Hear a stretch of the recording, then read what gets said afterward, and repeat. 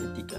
Menurut Herianto, etika merupakan instrumen penting dalam masyarakat untuk menuntun tindakan atau perilaku agar mampu menjalankan fungsi dengan baik dan dapat lebih bermoral.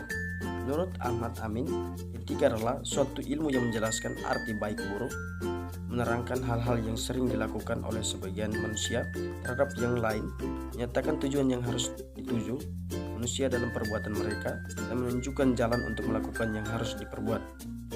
B. Administrasi.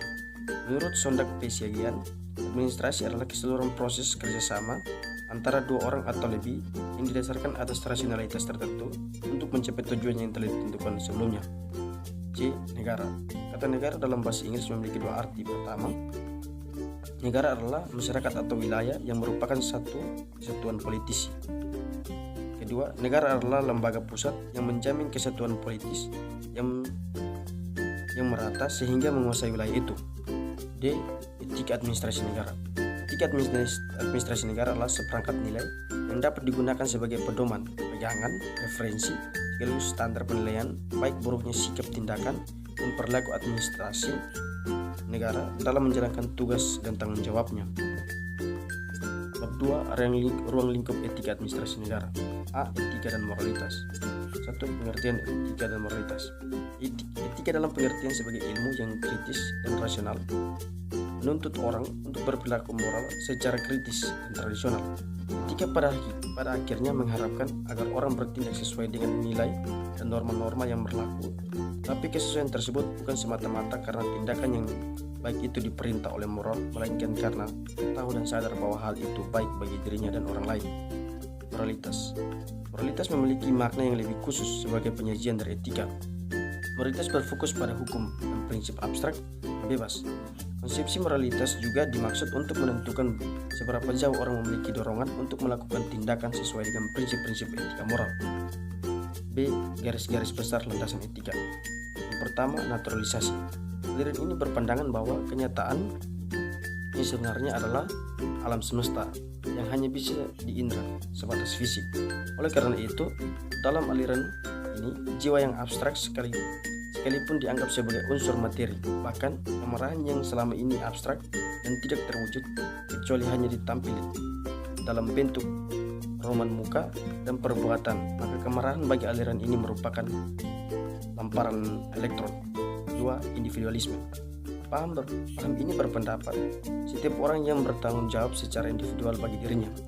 Dampak positif yang diperoleh dari aliran ini adalah terpacunya prestasi dan kreativitas individu, memiliki etos kerja yang kuat, dan selalu ingin berbuat yang terbaik bagi dirinya.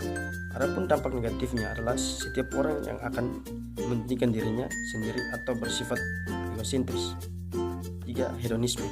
Aliran ini berpendapat bahwa secara kodrat manusia selalu mengutamakan kenikmatan, yaitu apabila kebutuhan kodrat terpenuhi, manusia akan memperoleh kenikmatan yang sepuas-puasnya.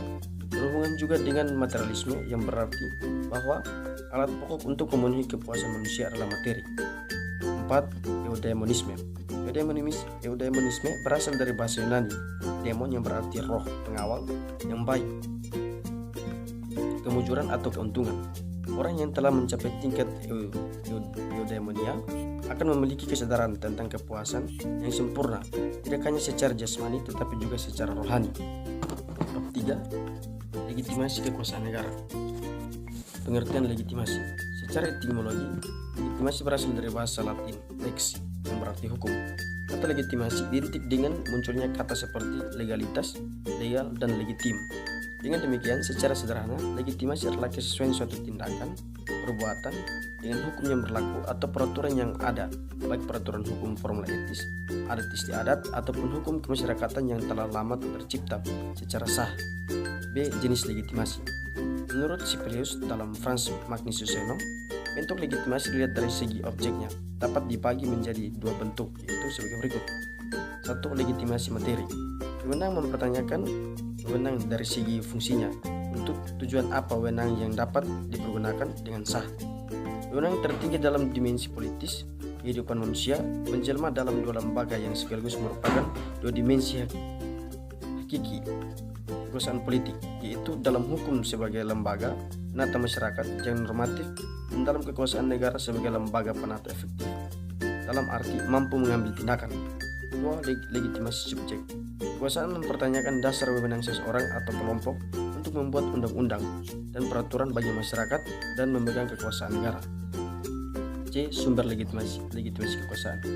Cara suatu negara memiliki kekuasaan yaitu sebagai berikut. 1. Legitimate power, yaitu perolehan kekuasaan melalui kekerasan. 2. Coercive power, yaitu perolehan kekuasaan melalui kekerasan, bahkan mungkin bersifat perebutan atau perampasan bersenjata yang sudah tertentu di luar jalur konstitusional. 3. Expert power, yaitu perolehan kekuasaan melalui keahlian. 4. Reward power, itu perolehan kekuasaan melalui suatu pemberian atau karena berbagai pemberian. 5. Referent power, yaitu perolehan kekuasaan melalui daya tarik seseorang. 6. Information power, yaitu kekuasaan yang diperoleh karena seseorang memiliki banyak keterangan sehingga ia menjadi tempat untuk bertanya. 7. Connection power, yaitu orang-orang yang memiliki hubungan yang luas dan banyak akan memperoleh kekuasaan yang besar. Bab 4. Etika dalam organisasi. A. Memahami etika dalam organisasi. Etika organisasi mengacu pada upaya organisasi untuk mendefinisikan misi dengan nilai-nilai, menyebarkan nilai-nilai yang dapat menyebabkan permasalahan, mencari solusi terbaik untuk permasalahan ini dengan mengelola berbagai tindakan untuk mempertahankan nilai-nilai tersebut. Proses etika berfungsi sebagai mekanisme bagi organisasi untuk menangani isu mengenai keuangan, bisnis, manajemen, dan pengambilan keputusan. B. Nilai dan keutamaan dalam organisasi. Menurut Goodman, ada 2 prinsip yang menunjukkan bahwa sebuah organisasi harus dipelihara agar setiap individu dapat memiliki keadilan, yaitu non-diskriminasi sebagai landasan moral yang utama dari setiap orang dan non-repression. Tidak ada paksaan sehingga tiap-tiap orang dapat memiliki suara yang disadari. Tanpa kedua prinsip tersebut, suatu organisasi tidak akan menjadi organisasi yang penuh rasa percaya. Walaupun demikian, kebajikan, kunci dari keadilan, kejujuran, integritas, menghormati orang lain, janji, menjaga kehati-hatian dalam nilai yang khas terlihat pada organisasi. C. Moral organisasi. Mendefinisikan perilaku etis dan tidak etis sangat membantu untuk memahami konsep anonim. Menurut Robert K. Merton adalah kondisi tanpa norma dan diterima keseimbangan sosial sehingga aturan yang mengatur perilaku terkait dan dengan daya paksa yang dimilikinya untuk menentukan anonim individu harus memahami cara berlaku mempengaruhi organisasi. Robert Merton mengusulkan bahwa perilaku tidak etis, ilegal, dan antisosial terjadi dalam sistem sosial yang tidak terstruktur, begitu kuat ditetapkan pada pencapaian tujuan tertentu, tanpa yang sesuai dengan mengikuti prosedur yang sah untuk mencapai tujuan. D. Kepemimpinan dan etika organisasi. Banyak masalah organisasi yang berkaitan langsung dengan manajemen dan cara mereka berurusan dengan situasi etis dalam pengambilan keputusan. Manajer biasanya membuat keputusan etis menggunakan hati nurani dan batin sehingga etika di tempat kerja sangat sulit untuk ditentukan. Psikolog Leonard Skinner memfokuskan pada pentingnya reward dan punishment, dan cara keduanya dapat memotivasi pada situasi yang berbeda. Situasi yang menghargai perilaku etis dan perilaku diberi hukuman, menghargai karyawan yang akan melapor perilaku tidak kritis, dan menghargai kontribusi mereka kepada organisasi dapat mengatasi masalah ini ketika karyawan percaya bahwa mereka dihargai oleh organisasi dan organisasi memperlakukan mereka dengan baik. Mereka cenderung tidak hanya menghasilkan kualitas karya yang tinggi, tapi juga peduli secara mendalam tentang keadilan organisasi.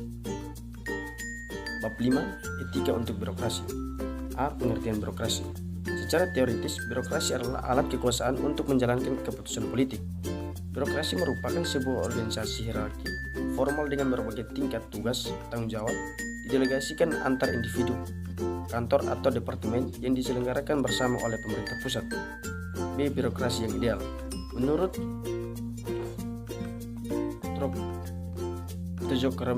Mijojo, ciri-ciri birokrasi yang ideal yaitu sebagai berikut. 1. Prinsip pembagian kerja, membagi jenis-jenis pekerjaan sesuai dengan keadilan jabatan dan beban kerja para birokrat. 2. Struktur hierarkis terdiri atas atasan dan bawahan sehingga wewenang dan hak tugas dan kewajiban berbeda. 3. Aturan dan prosedur bekerja mengikuti aturan dan prosedur yang ada sehingga pelaksanaan pekerjaan berlangsung efektif dan efisien. 4. Prinsip netral. Birokrasi selalu mengutamakan proses realitas dan hak kewajiban formalistik, maka tidak dibenarkan bersikap korupsi, kolusi, dan nepotisme. 5. Penempatan didasarkan atas karir, artinya menempatkan birokrat mengikuti jenjang karir, masa kerja, prestasi, dan keahliannya. C. Asas-asas birokrasi dalam good governance. Asas-asas umum pemerintah yang baik menurut Wahyudi Purnomo adalah buku Etika Administrasi Negara sebagai berikut. 1. Prinsip demokrasi. Ini sama seperti berasas kedaulatan rakyat. Kedaulatan rakyat berarti memiliki kekuasaan tertinggi dalam pemerintah negara.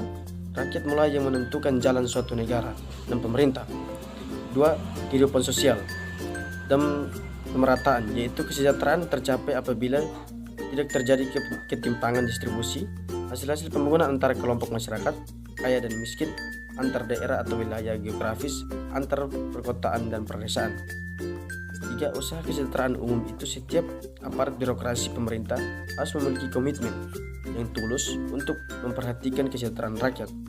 4. Mewujudkan negara hukum, yaitu Indonesia pada dasarnya merupakan negara hukum. Maka negara perwujudan negara hukum adalah aparatur pemerintah bersama seluruh rakyat dan mewujudkan suatu pemerintahan yang dijadikan sesuai dengan ketentuan perundang-undangan. 5. Dinamika dan efisiensi diartikan sebagai kemampuan beradaptasi dengan globalisasi suatu organisasi. Maksud dari globalisasi adalah adaptasi organisasi yang baik sehingga ia sanggup mengantisipasi perubahan yang terjadi dalam masyarakat dan dapat menghasilkan kebijakan-kebijakan yang tepat. D. Peran dan pentingnya etika birokrasi.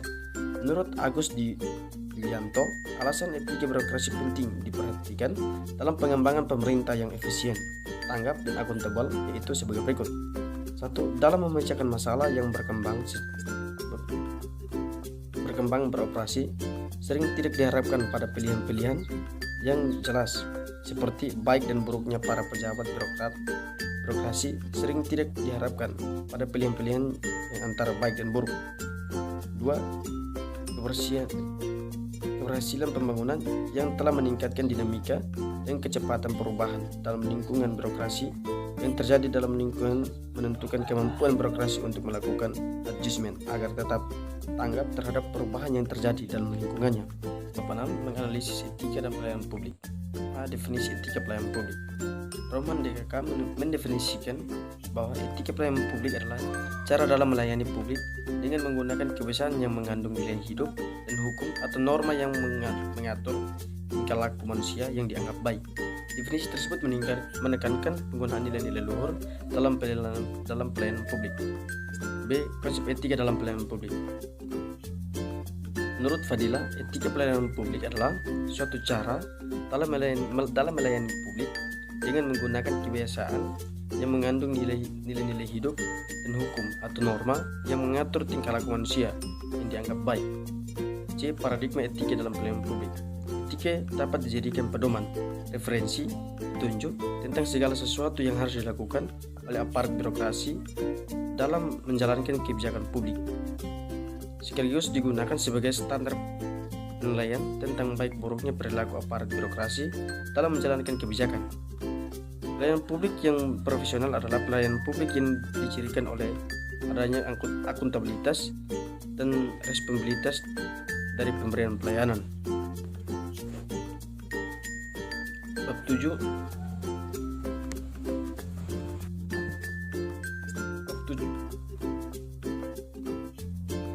Bab 7. Etika dalam kebijakan publik. Pengertian kebijakan sosial dan analisis kebijakan sosial. 1. Pengertian kebijakan sosial. Kebijakan sosial dapat diartikan sebagai kebijakan yang menyangkut aspek sosial dalam pengertian sempit, yaitu menyangkut bidang kesejahteraan sosial. 2. Pengertian analisis kebijakan sosial. Analisis kebijakan sosial adalah usaha terencana yang berhubungan dengan pemberian penjelasan dan deskripsi atau rekomendasi terhadap konsekuensi kebijakan sosial yang telah diterapkan. B. Proses pembuatan kebijakan publik. Yang pertama, perumusan masalah. Perumusan masalah kebijakan adalah suatu proses penyelidikan atau pengumpulan informasi mengenai konsekuensi-konsekuensi kebijakan yang mempengaruhi kelompok-kelompok sasaran. 2. Peramalan. Peramalan merupakan hal yang penting dalam proses pembuatan kebijakan. Para pembuat dan pengelis kebijakan harus mengetahui cara meramal kebijakan, tujuan dan manfaat sebuah peramalan kebijakan. 3. Rekomendasi. Rekomendasi membantu mengestimasi tingkat risiko dan ketidakpastian, mengenali eksternalitas dan akibat ganda, menentukan kriteria dan pembuatan pilihan, dan menentukan pertanggungjawaban administratif bagi implementasi kebijakan. 4. Pemantauan. Pemantauan atau monitoring menyediakan pengetahuan yang relevan dengan kebijakan tentang akibat dan kebijakan yang diambil sebelumnya. Hal ini membantu mengambil kebijakan pada tahap implementasi kebijakan. 5. Evaluasi. Evaluasi tidak hanya menghasilkan kesimpulan mengenai seberapa jauh masalah diselesaikan, tetapi juga menyumbang pada klasifikasi dan kritik terhadap nilai-nilai yang mendasari kebijakan, membantu dalam penyelesaian dan perumusan kembali masalah. Bab 8. Etika kerja pegawai.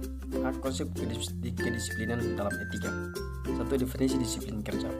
Dalam lingkup sumber daya manusia, disiplin kerja karyawan dalam melakukan tugas-tugasnya dikenal sebagai disiplin kerja.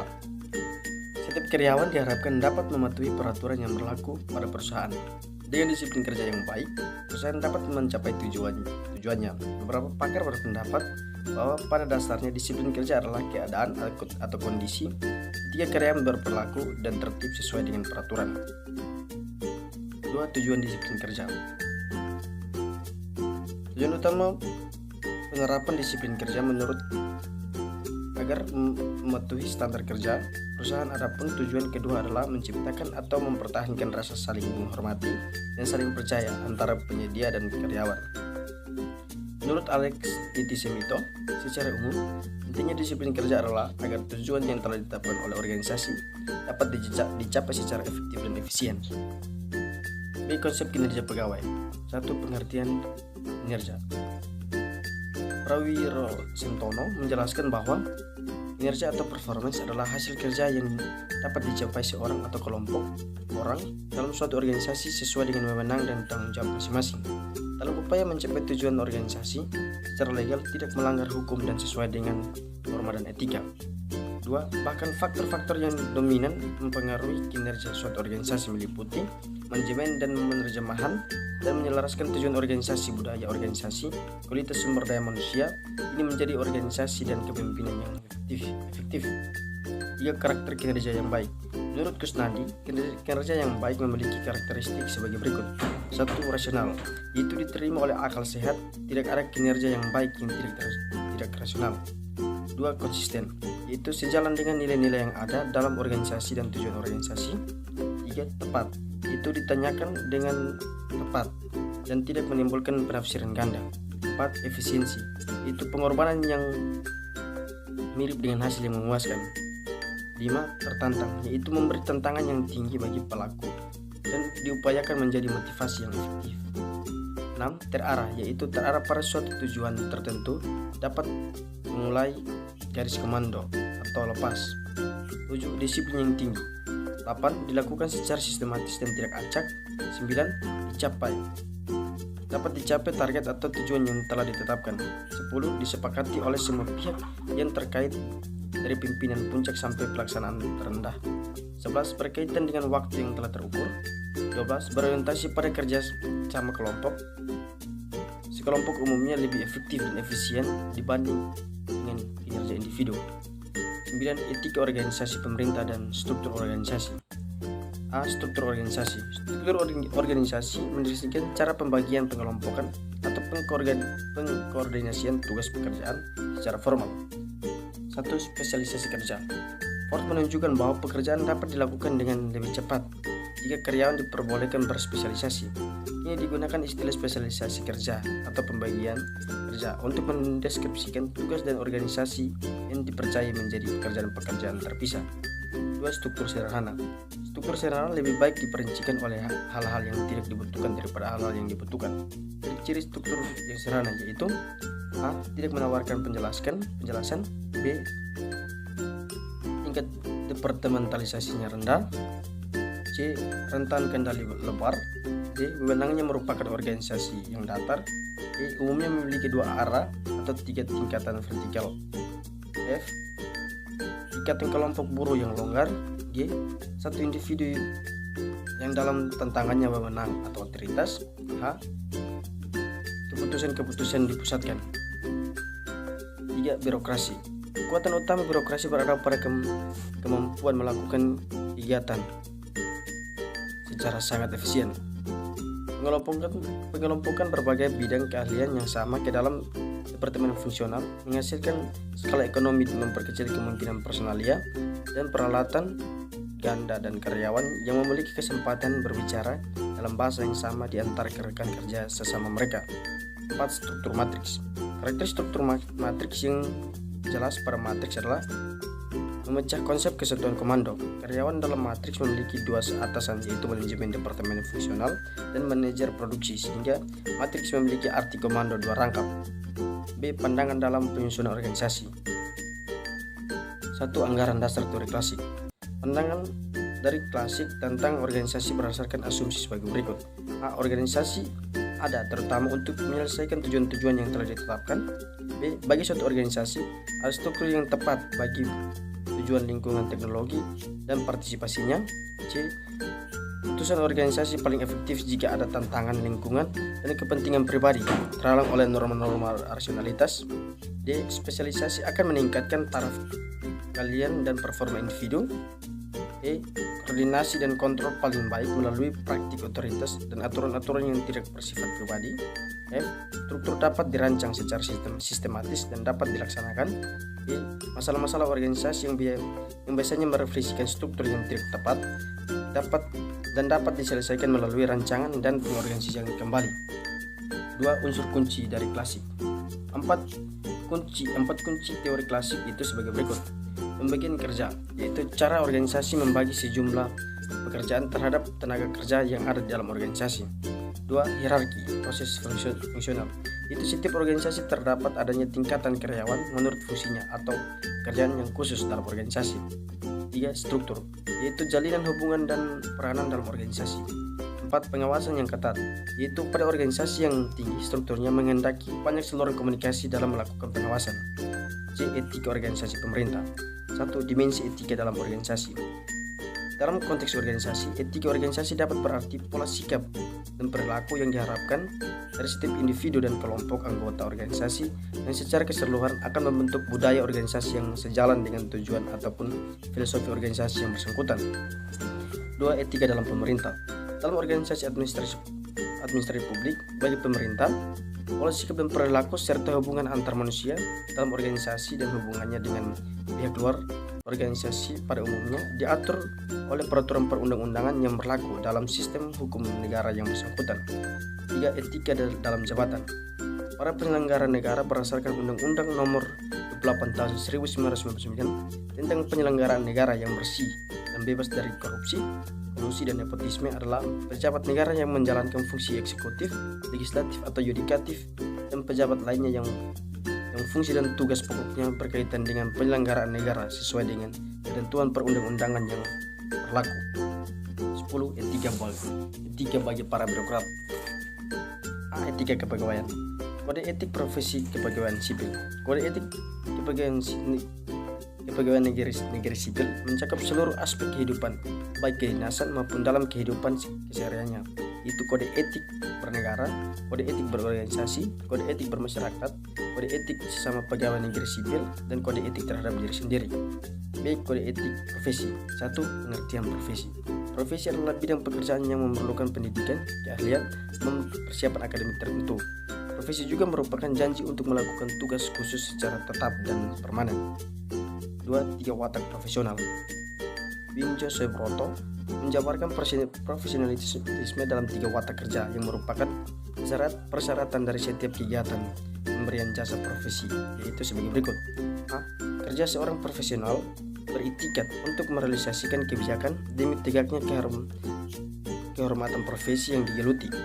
B. Kerja seorang profesional harus dilandasi oleh kemahiran teknik yang berkualitas tinggi yang dicapai melalui proses pendidikan atau pelatihan yang panjang, eksklusif, dan berat. C. Kerja seorang profesional diukur dengan kualitas teknis dan kualitas moral, harus mendukung diri pada mekanisme kontrol berupa kode etik yang dikembangkan dan disepakati bersama dalam sebuah organisasi profesi. C. Etos kerja dalam organisasi pemerintah. 1. Pengertian etos kerja. Etos kerja merupakan cara pandang yang diyakini seorang dalam bekerja. Keyakinan dalam bekerja tersebut tidak hanya untuk memuliakan dirinya, menampakkan kemanusiaannya, tapi juga sebagai perwujudan dalam amal perbuatan sehingga bernilai ibadah yang luhur. 2. Langkah-langkah pengembangan etos kerja. Etos kerja yang produktif pada dasarnya mengarahkan pada peningkatan produktivitas dan bukan hanya produktivitas individu melainkan produktivitas masyarakat secara keseluruhan.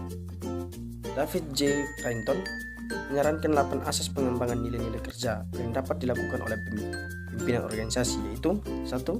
Mengusahakan iklim organisasi yang dapat menumbuhkan nilai-nilai kerja yang positif dan keterkaitan pada keunggulan. 2. Menyampaikan pesan harapan yang jelas tentang produktivitas dan keterampilan kerja yang berkualitas tinggi. 3. Mengajarkan dan menjelaskan nilai kerja, keluhuran dan dari pelaksanaan kerja, dan kesenangan dalam memberikan pelayanan. 4. Menetapkan pertanggungjawaban perseorangan melalui pelimpahan wewenang yang efektif. 5. Mengembangkan keterikatan dan keterlibatan pribadi melalui pilihan dan partisipasi perseorangan.